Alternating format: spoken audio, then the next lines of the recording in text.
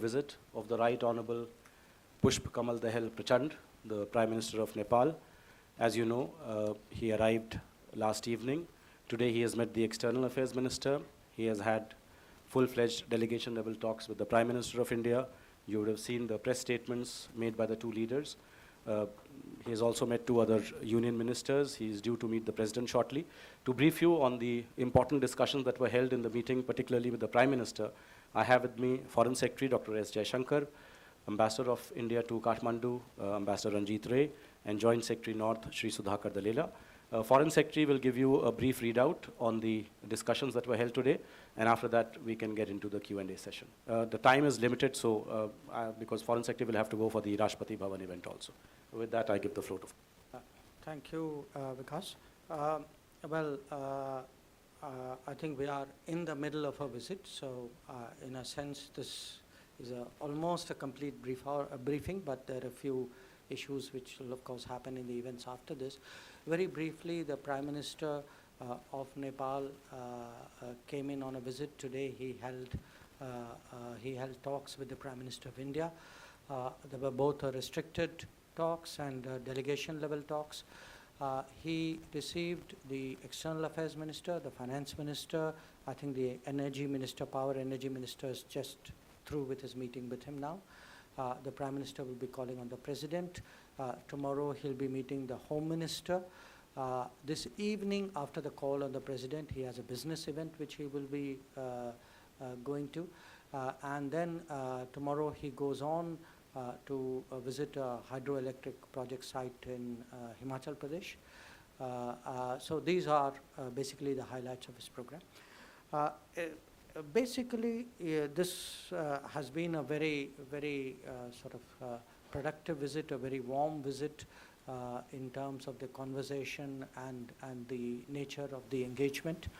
What I will do is partly to run through the issues that came up in the visit and you know, where I can give you a flavor of the discussions, I will try and do so as well. I think the main, you know, the starting point in many ways is the fact that both sides recognize that this is a very unique relationship that we have, that it's a relationship which is really based on history, geography and culture, and it's particularly unique aspect of the fact that we have an open border. And that creates a bonding between us which is very close, and you know, in many ways the two countries, our future is really tied together. Now the bulk of the discussions today were obviously on since the Prime Minister of Nepal has recently assumed office, and he's looking to develop and implement the priorities of his government. The bulk of the discussions today were on development projects, with a large part of it focused on the reconstruction efforts which were to take place after the earthquake happened in Nepal last year, but which really haven't gotten off the ground as yet. You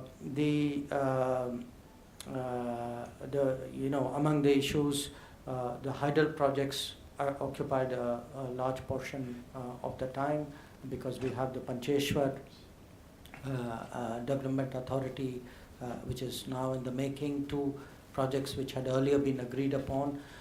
They noted the progress in power transmission between the two countries, but expressed the expectation that there will be more transmission projects. Some specifics were discussed here as well.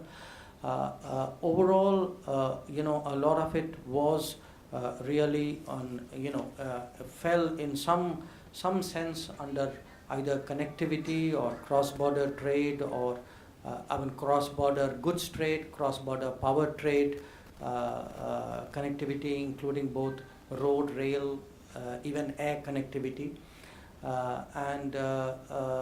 You know, I think I would sort of characterize the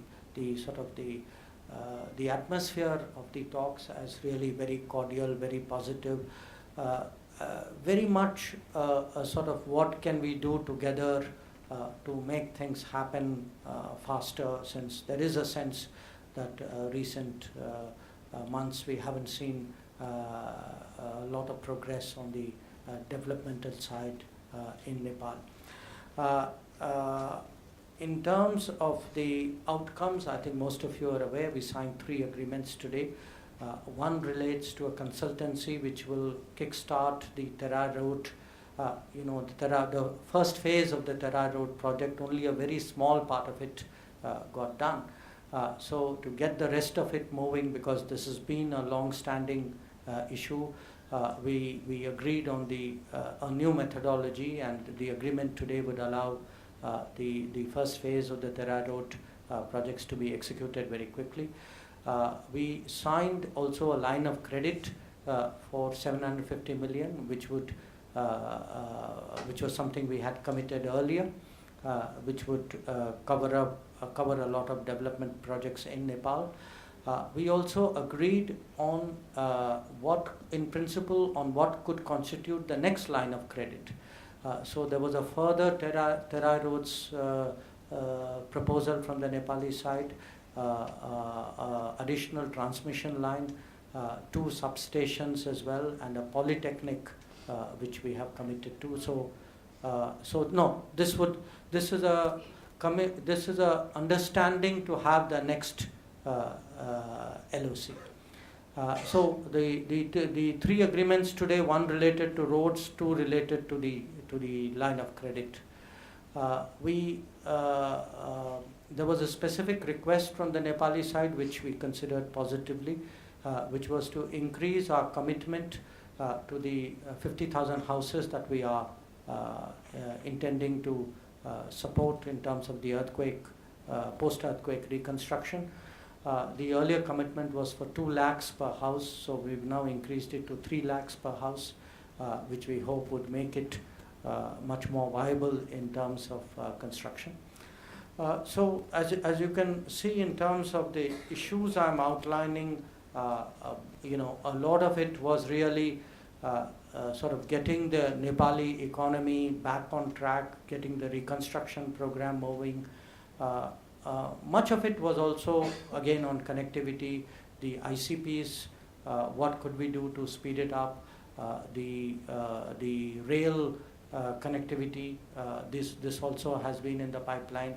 And there was an understanding that we would set up a sort of a monitoring mechanism, because overall, now we made from the Indian side great efforts in the last 2 years to speed up the implementation of projects, particularly in our neighboring countries. And you would see with a lot of countries now, long-standing projects are sort of coming to a close.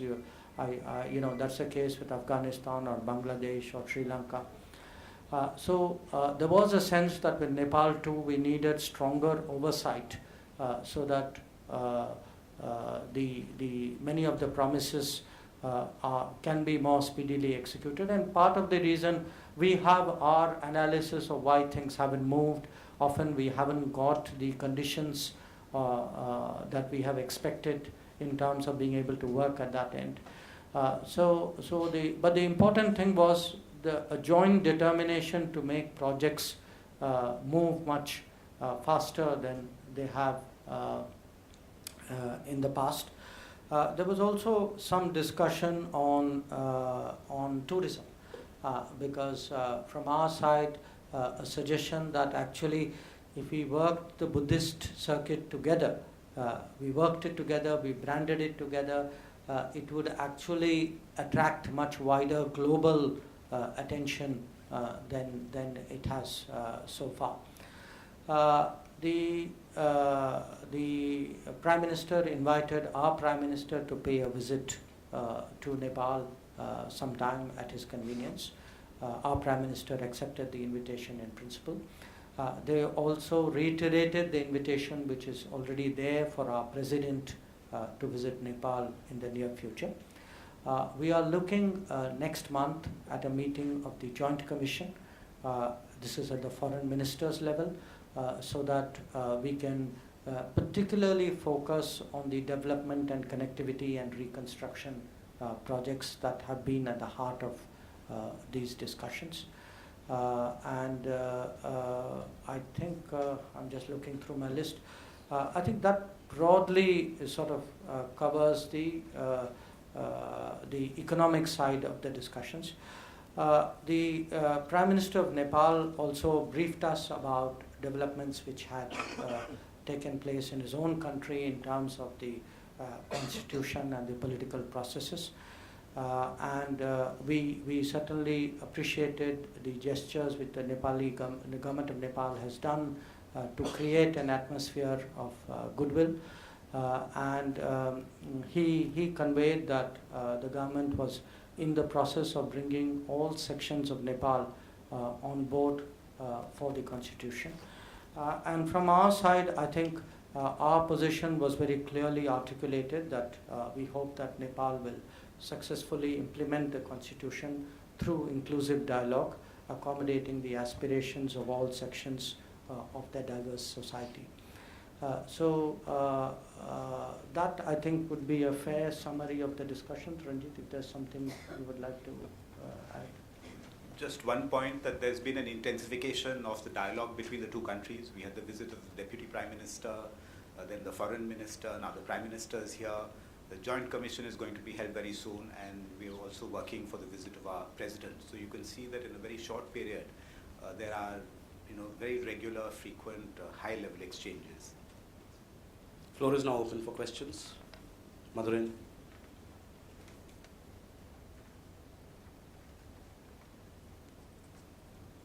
Sir, आपने rail connectivity की बात कही कि दोनों देशों के बीच rail connectivity को लेकर भी बातचीत हुई।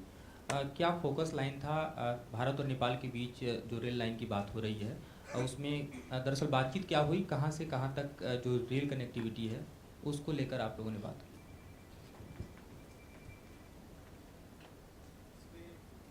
5 इंटरकनेक्शन पॉइंट्स हम लोग बॉर्डर पे कर रहे हैं, जिसमें से 2 में प्रक्रिया अभी आगे बढ़ी है। एक तो जयनगर से जनकपुर और बर्दीबास, एक ये वाला है रेलवे कनेक्टिविटी का, एक जोगबनी से विराटनगर, और इसी तरह के 3 और पॉइंट्स हैं हमारे बॉर्डर पर।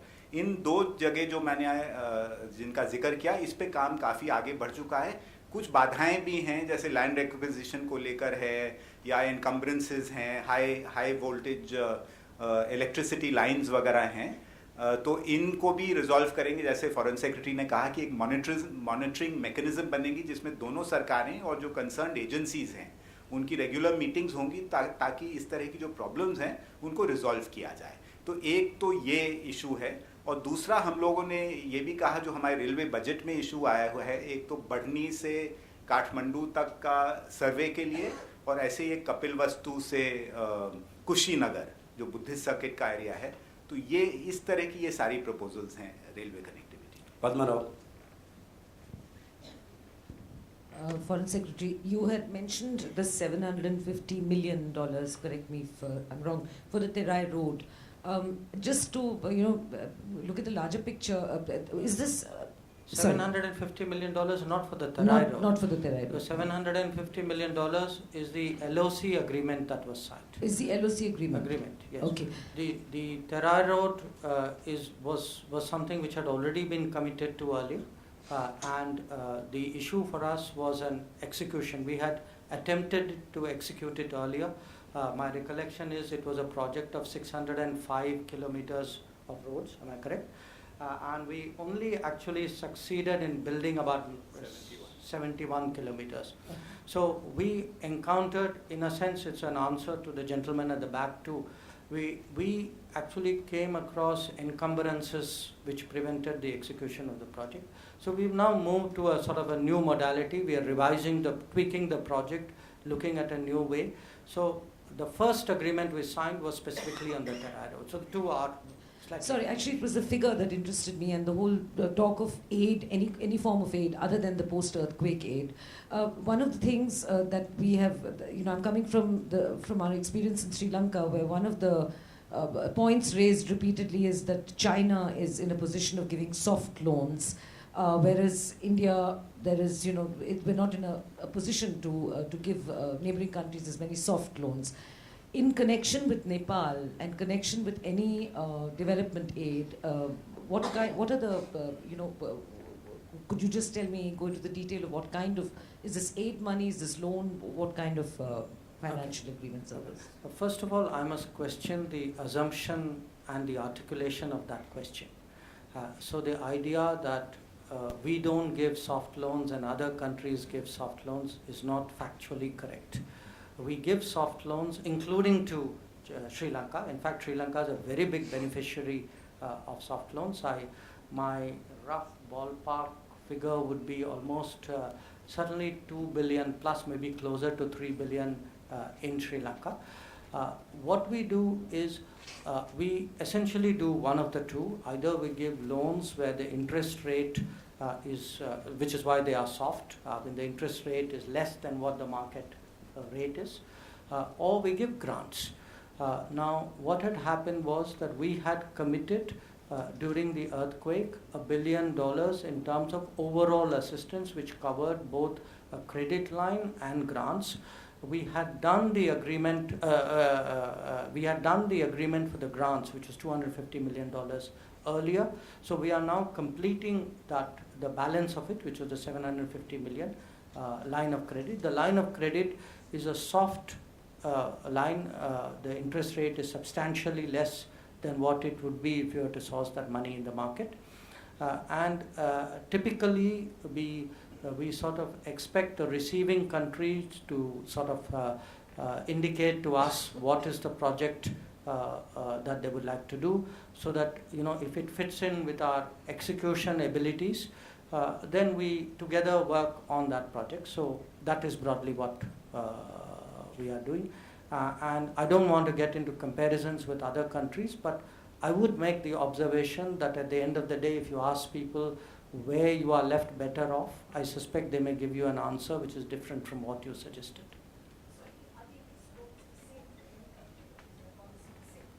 No, they do vary. They vary. Partly they varied in time because with the passage of time the interest rates have changed.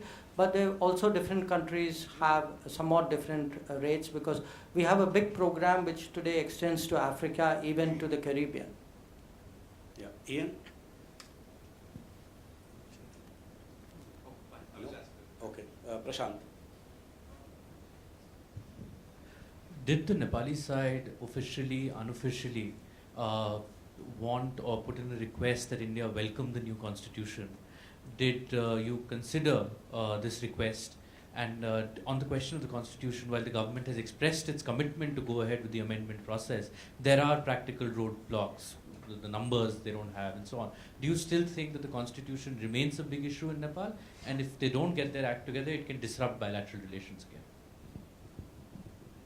Well, look, I think it seems to be more an observation on your part than a question. But what we had today was were a set of conversations, and it is natural when leaders of two neighboring countries, that two neighboring countries with this degree of closeness, when they meet, that there are a lot of issues which are talked about. Obviously, this is an issue which came up in the conversation, but it was a conversation. It was so. The sort of the approach which is implied in your question, I don't think it would be fair to depict the conversation as going along those lines. Any talk on 1950 treaty? My recollection is there was a reference to it in the meeting, in the discussions between the Prime Ministers, and I think our Prime Minister reiterated our position that we had a very open mind on this issue. Nayanama.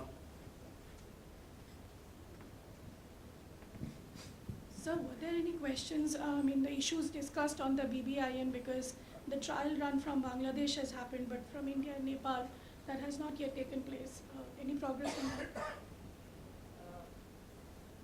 that? Specifically, there was no reference to BBIN, but there was I would say a very substantial portion of the talks was devoted to, improving connectivity, movement, trade, what could we do to actually also encourage Nepal's exports. Sort of the broad idea of the underlying concept in a sense was discussed, but nobody used the word BBIN. I mentioned Nani. Phone. Other than Nepal, is that okay? No. This is a briefing on Nepal, please. Yeah. Bagal. Sir, the Nepalese Prime Minister raised some concern about the skewed trade balance between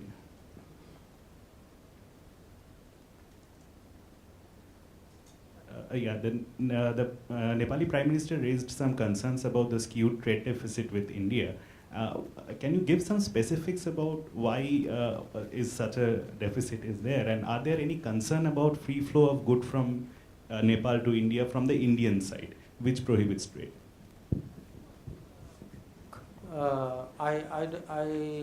I think we are sensitive to the fact that the Nepali side believes that it has a trade potential which has not been fully realized. I think the conversations were a very, I would sort of characterize it as a very mutually supportive, very helpful, collaborative conversation, which is, yes, we do see that Nepal has a much bigger potential for exports to India. We'd like to help to see what we can do. But you also know that trade takes place with certain rules and regulations, including rules of origin. So, by and large, if when you create a trade system, you also expect that the trade system would function within the rules of what is created. But I would characterize the Indian response as actually extremely sympathetic. Akhilesh. So was it something about Security Council membership? Yes, I think, there was again a reference to it, and the Prime Minister of Nepal was gracious enough to express very strong, unqualified support for India's membership of the permanent membership of the Security Council. The ambassador says that this has been said before.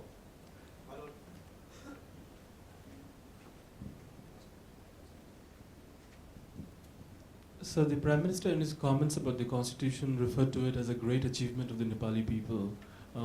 And today when we saw this great welcome extended to the Prime Minister in India, in the last few months we also saw several delegations of the Madhesi leaders coming and going out of Delhi. But after this welcome to the Nepali Prime Minister, is it that the Delhi's doors are now closed for the Madhesi leaders, or would you still engage them in whatever way that you would like to? In an open border, our doors are never closed to anybody. But I again repeat for your further attention what we said today, which is that we are hopeful that Nepal will successfully implement the constitution through inclusive dialogue, accommodating the aspirations of all sections of that diverse society. Last two questions, Mukesh. Sir, did the issue of terrorism also come up, especially especially in the backdrop that it is being produced in our neighborhood, in western neighborhood, and Nepal is being used as a transit route to export it to India? How to curb this? Did they discuss? I think there was some mention. I'm not sure whether the word terrorism was used, but I think the broad sense was that Nepal would ensure that it would never be used to affect the security interests of India in a negative manner. But your suggestion, your second suggestion, I would actually say in recent years we've had very good cooperation with Nepal. So we also have a high degree of confidence in our ability to work together on this. So at this time, there is no lack of confidence on that score. Last question. There's obviously been a flurry of diplomatic activity between Nepal and India since the new administration came in. I'm just wondering if you could, it's kind of a sensitive area, I know, but just contrast that with diplomacy on the Chinese side to Nepal, and just maybe talk about the sort of three-way relationship and the Indian interest in Nepal versus China's. Thank you.